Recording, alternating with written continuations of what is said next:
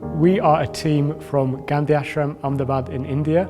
Our social enterprise is called Paryavaran Mitra, and we use waste management as a tool to empower rag picker women.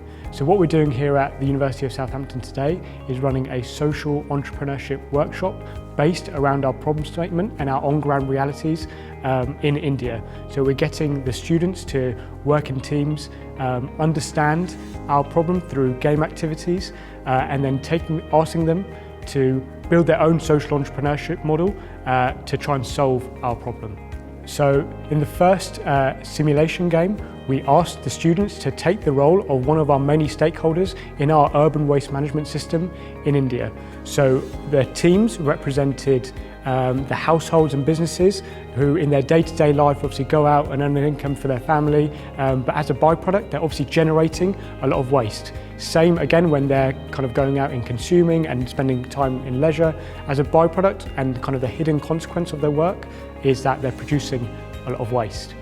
The other participants were playing the role of workers who represented the rag picker women that we're working with in India, who in very tight conditions on the floor had to go round, collect the waste, segregate it, put it in bags and then go and sell it to their buyer, and their aim was to meet their weekly household cost. So through that transaction they would earn an income to provide for their families. Some workers were in debt to particular buyers because they're so poor and could only sell to those particular buyers.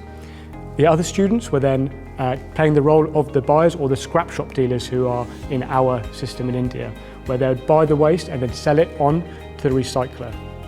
And the aim of that activity was for the students to build an awareness around the drivers and the key influences in our urban waste management system, but it was ultimately for them to build empathy with each different stakeholders to get a feel for their needs and concerns.